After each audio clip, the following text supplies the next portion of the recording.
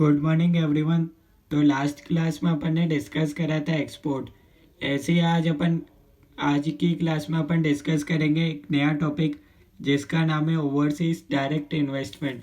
ये टॉपिक आपको बहुत आसान लगेगा अगर आप आज की क्लास एकदम ध्यान से सुनोगे तो। ठीक है, सबसे इजी टॉपिक है, आप इसको यूँ समझ सकते हो। ठीक है, अगर क्वेश्चन एग्जाम में आया तो ओवरसीज डायरेक्ट इन्वेस्टमेंट, सबसे पहले तो अपन जो पढ़ रहे हैं टॉपिक उसका मीनिंग अपन को पता होना चाहिए कि इसका मतलब क्या है। ओवरसीज डायरेक्ट इन्वेस्टमेंट का मतलब है, इसमें क्या है, अपन इन्वेस्ट करेंगे आउटसाइड इंडिया। ठीक है, इसी को ही बोलते हैं ओवरसीज डायरेक्ट इन्वेस्टमेंट, कि अपन इंडिया के रहने वाले, अपन इन्वेस्ट कहाँ कर रहे हैं, आउटसाइड इंडिया, यानी कि अपन को इन्वेस्ट करना है फॉरेन के अंदर, तो इसको बोलते हैं ओवरसीज डायरेक्ट इन्वेस्टमेंट। ठीक है, अब इसके अंदर एक चीज़ इंक्लूड नहीं होती, direct investment outside India not include portfolio investment. इस लाइन का एक एग्जांपल से समझते हैं। जैसे कि आप हो, ठीक है, अब आपने क्या करा, एक म्यूचुअल फंड कंपनी के म्यूचुअल फंड शेयर्स खरीदे। ठीक है, यानी कि आप यूँ बोल सकते हो एक कंपनी है, ठीक है, वो म्यूचुअल फंड की तरह काम करती है। यानी कि ये कंपनी क्या करती है, ये इन्वेस्ट करती है फॉरेन सिक्योरिटीज़ और इंडियन सिक्योरिटीज़ के अंदर। यानी कि ये म्यूचुअल फंड वाली कंपनी इन्वेस्ट करती है फॉरेन सिक्योरिटीज़ के अंदर। और आपने क्या करा, इस म्यूचुअल फंड यूनिट्स के शेयर्स या फिर यूनिट्स आपने बाय कर लिए। ठीक है, तो अब ऐसा नहीं बोला जाएगा कि आपने भैया ओवरसीज डायरेक्ट इन्वेस्टमेंट कर रखा है। ठीक है, इसने करा तो ये ओवरसीज डायरेक्ट इन्वेस्टमेंट में काउंट आएगी। आपने इसके शेयर्स खरीदे तो आप ओवरसीज डायरेक्ट इन्वेस्टमेंट में काउंट नहीं होंगे। ठीक है, यही लिख रखा है, direct investment outside India not include portfolio investment. ठीक है, ये एक आपकी बुक में लाइन दे रखी है, काफ़ी बच्चों को समझ नहीं आती है, तो ये लाइन का मैंने आपको एक्सप्लेनेशन बता दिया। ठीक है, अब आता है लिमिट्स फॉर ओडीआई। ठीक है, यानी कि आपके पास दो चांस है, यानी कि एक है ऑटोमेटिक रूट और अप्रूवल रूट। यानी कि आपको इन्वेस्ट करना है फॉरेन के अंदर, तो कितना आप इन्वेस्ट कर सकते हो विदाउट परमिशन ऑफ आरबीआई, और क्या, और कौन सी लिमिट है जिसके बाद आपको अप्रूवल लेना पड़ेगा आरबीआई का, उसके बाद या फॉरेन में इन्वेस्ट कर सकते हो। ठीक है, तो ऑटोमेटिक रूट का मतलब होता है विदाउट परमिशन आप कितना भी इन्वेस्ट कर सकते हो आउटसाइड इंडिया, और अप्रूवल रूट होता है कि आपको आरबीआई का अप्रूवल लेना पड़ेगा। ठीक है, अगर लिमिट एक्सीड हो जाती है तो। अब लिमिट कितनी है ये अपन देखते हैं। ठीक है, तो financial commitment up to 400% of a net worth of a Indian entity, जो इंडियन एंटिटी है उसका नेट वर्थ का 400%। ठीक है, 400% of net worth of Indian entity, जो भी इंडियन एंटिटी की नेटवर्थ है उसका 400% जितना आप इन्वेस्ट कर सकते हो फॉरेन के अंदर विदाउट परमिशन ऑफ आरबीआई। इससे ज़्यादा आपको इन्वेस्ट करना है तो एक बार आपको अप्रूवल लेना पड़ेगा आरबीआई का, फिर आप इन्वेस्ट कर सकते हो।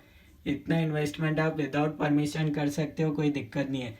नेटवर्थ का यहाँ क्या मतलब होता है, paid up capital plus free reserves, इसका 400% करना है आपको। ठीक है, how to check the limit. ठीक है, यानी कि आप फाइनेंशियल कमिटमेंट अपन निकालना सीखेंगे। ये लिमिट अपन किसकी देख रहे हैं, जॉइंट वेंचर कंपनी इनकी देख रहे हैं। एज एन इंडिविजुअल आप इन्वेस्ट करना चाहते हो, आपके लिए अभी लिमिट नहीं देखी जा रही कि आप फॉरेन के अंदर कितना इन्वेस्ट करना चाहते हो, आपकी नहीं। जैसे कि रिलायंस एक एग्जांपल है, रिलायंस को इन्वेस्ट करना है फॉरेन के अंदर, तो अपन उसकी लिमिट चेक कर रहे हैं। ठीक है, how to check the limit, financial commitment एक नाम का अपन टॉपिक पढ़ रहे हैं। ठीक है, तो एग्जांपल लिया था अपन ने रिलायंस, तो investment in equity share capital of foreign company के एग्जांपल ले रहे हैं। ठीक है, रिलायंस ने इन्वेस्ट करा equity share capital of foreign company में 200 करोड़ करा। इन्वेस्टमेंट इन convertible securities preference shares 50 crore कर दिया। Investment in preference shares of foreign company 100 crore कर दिया। लोन दिया फॉरेन कंपनी को 300 करोड़ का। Guarantee for foreign entity 100 crore की दे दी। Performance guarantee to foreign entity, performance guarantee क्या होता है कि ये जना काम करेगा, यानी कि ये आप किसी की भी गारंटी ले सकते हो या अपने लिए भी ले सकते हो कि आप ये प्रोजेक्ट को पूरा कंप्लीट करोगे टाइम पर, बस इसी को ही बोलते हैं परफॉर्मेंस गारंटी। ठीक है, तो ये दिया फॉरेन एंटिटी का 200 करोड़। तो आप कैसे निकालते हैं फाइनेंशियल कमिटमेंट, कैसे निकालते हैं या फिर ये लिमिट कैसे चेक करते हैं, तो इसका लेते हैं सबका 100%, पर जो भी परफॉर्मेंस गारंटी है उसका अपन 50% ही लेते हैं। 50% क्यों लेते हैं? क्योंकि यार कम चांस है कि ये आपको अमाउंट देना पड़ेगा, ठीक है। जनरली अपन प्रोजेक्ट पूरा करेंगे, ये अपना अजम्पशन रहता है। अगर करेंगे नहीं तो उसको अपन एक्सेप्ट क्यों करेंगे? परफॉर्मेंस गारंटी सिर्फ इसलिए दिया जा रहा है कि अगर आपने प्रोजेक्ट कंप्लीट नहीं किया तो बस ये एक गारंटी है, ठीक है। तब आपको ये अमाउंट पेड करना पड़ेगा अगर आपने प्रोजेक्ट ख़त्म नहीं किया या कंप्लीट नहीं किया तो। अदरवाइज अपना ये अजम्पशन रहता है कि आप ये प्रोजेक्ट को कंप्लीट करोगे, इसलिए परफॉर्मेंस गारंटी लेते हैं 50% जब भी अपन फाइनेंशियल कमिटमेंट निकालते हैं तो। सॉरी। तो ये सब और बाकी सब का अपन लेते हैं 100%। तो ये सब करने के बाद आ गया नंबर, आ गया 850। अब बोला था नेटवर्थ। नेटवर्थ में आता है paid up capital plus free reserves. तो अपन एक अजम्पशन लेते हैं, इधर नंबर दे नहीं रखा, ठीक है। जैसे कि मान लेते हैं पेड अप कैपिटल है 50 और फ्री रिजर्व से 200, तो टोटल नेटवर्थ हो गया 250 करोड़। अब 250 करोड़ का 400% आप कर सकते हो ऑटोमेटिक रूट, यानी कि विदाउट परमिशन ऑफ आरबीआई। तो 250 का 400% करा तो 1000 करोड़ आया, यानी कि आप अप टू 1000 करोड़ तक आप इन्वेस्ट कर सकते हो फॉरेन एंटिटी के अंदर। आपको परमिशन नहीं लेना पड़ेगा, ठीक है। फॉरेन कंपनी के अंदर आप इतना इन्वेस्टमेंट कर सकते हो अप टू 1000 करोड़। तो ये नंबर आ गया, इस तरीके से ये नंबर निकालते हैं। ये 850 करोड़ 1000 करोड़ की लिमिट में तो आप ये इन्वेस्टमेंट कर सकते हो, ठीक है। ये तो मैक्सिमम अपन ने निकाला, मैक्सिमम आप इतना कर सकते हो। और आपने कितना करा? 850, ठीक है। विद इन लिमिट है तो परमिशन लेने की ज़रूरत नहीं है आरबीआई का। तो ये आपको समझ में आया होगा। इसी नंबर को बोलते हैं फाइनेंशियल कमिटमेंट, 850, ठीक है। तो यहाँ तक आपको समझ आया तो आप ओवरसीज डायरेक्ट इन्वेस्टमेंट में आपका मीनिंग बता देता हूँ, एक और बार रिवीजन हो जाएगा कि इंडियन एंटिटी इन्वेस्ट कर रही है, लोन दे रही है, गारंटी दे रही है, जॉइंट वेंचर या wholly owned subsidiary in foreign country के अंदर इंडियन पार्टी इन्वेस्ट कर रही है, ठीक है। इंडियन पार्टी कंपनी भी हो सकती है, बॉडी कॉर्पोरेट हो सकती है, पार्टनरशिप हो सकती है, एलएलपी हो सकती है, any entity specified by RBI.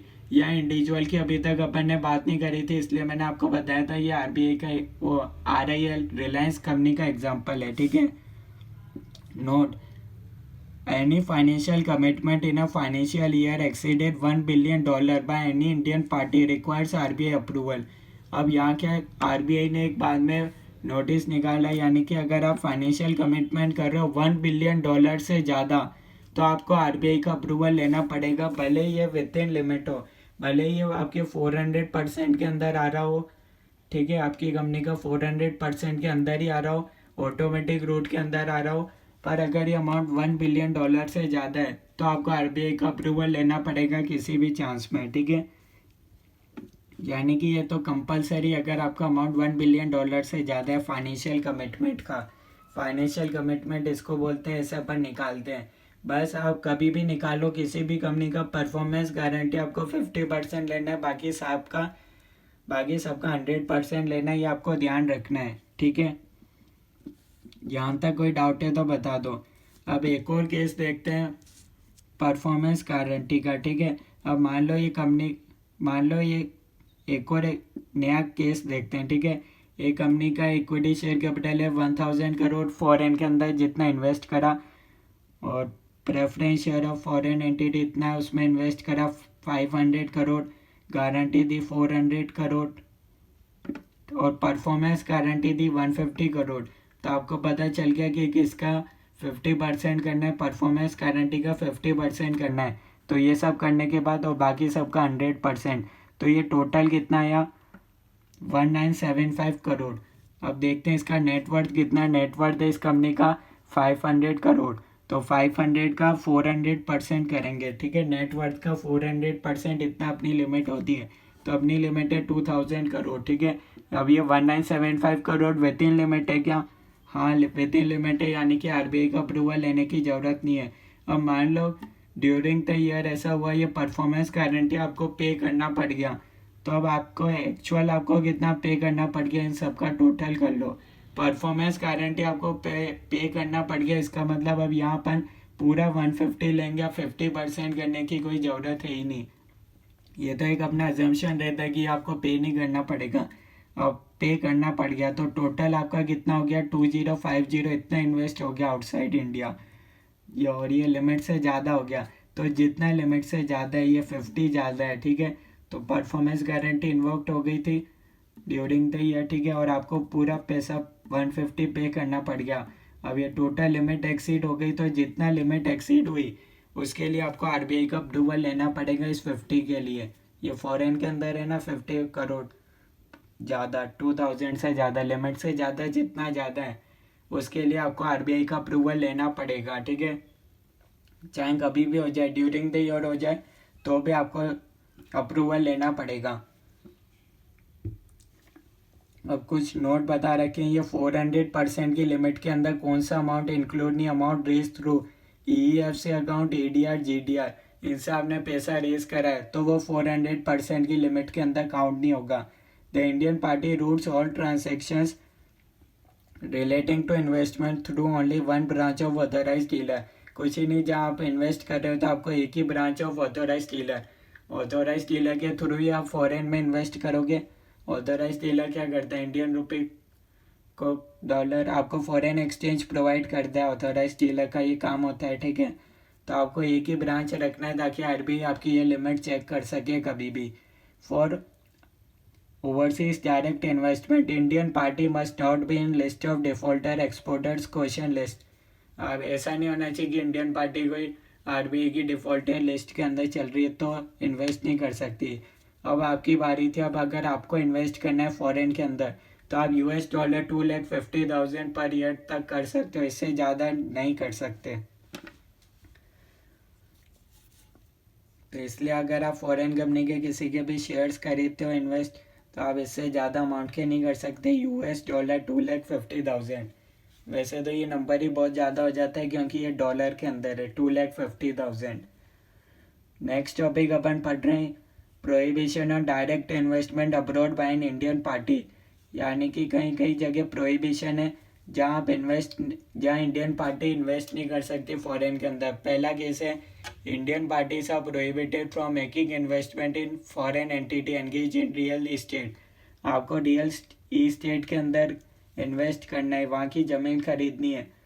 पर अगर आपको डेवलपमेंट ऑफ टाउनशिप्स या फिर आपको रोड ब्रिज बनाने तो आप कर सकते हो। रियल इस्टेट का मीनिंग अपन ने पहले डिस्कस कर लिया था फेमा की, जब मेन एक्ट अपन ने पढ़े थे उसके अंदर अपन ने इसका मीनिंग डिस्कस कर लिया था। वही मीनिंग इधर भी है। क्या था, आप एग्रीकल्चर लैंड आप नहीं खरीद सकते, ठीक है, पर डेवलपमेंट ऑफ टाउनशिप्स कर सकते हो फॉरेन के अंदर, कंस्ट्रक्शन ऑफ रोड ब्रिज ये काम कर सकते हो, वहाँ की ज़मीन खरीद के नहीं रख सकते। एंड बैंकिंग बिजनेस, ठीक है, आप बैंकिंग बिजनेस के अंदर भी इन्वेस्ट नहीं कर सकते, ठीक है, विदाउट आरबीआई अप्रूवल। अगर आपके पास आरबीआई का अप्रूवल है तो आप कर सकते हो, ठीक है, इसमें ऐसा लिखा है इस फेमा एक्ट के अंदर। इंडियन पार्टी इन्वेस्ट करिए फॉरेन कंपनी के अंदर, ठीक है। और एक और केस कौन सा है, stock indices link to Indian market. यानी कि आप ऐसी फॉरेन कंपनी के अंदर इन्वेस्ट कर रहे हो जो फॉरेन कंपनी का क्या काम है, वो स्टॉक इंडाइसेस यानी कि फ्यूचर्स एंड ऑप्शंस खरीदती है इंडियन कंपनी के, जैसे कि रिलायंस के फ्यूचर एंड ऑप्शंस में डील करती है ये फॉरेन कंपनी। तो आप इंडियन पार्टी उसके अंदर इन्वेस्ट नहीं कर सकती विदाउट आरबीआई अप्रूवल। अगर आपके पास आरबीआई का अप्रूवल है तो आप कर सकते हो, ठीक है। रियल इस्टेट का मीनिंग अपन ने डिटेल में डिस्कस करा था पहले, तो कोई कन्फ्यूज़न हो तो आप पहले के लेक्चर्स देख सकते हो। तो ये अपना कंप्लीट होता है ये टॉपिक। कोई डाउट है तो आप कमेंट्स के अंदर बता सकते हो।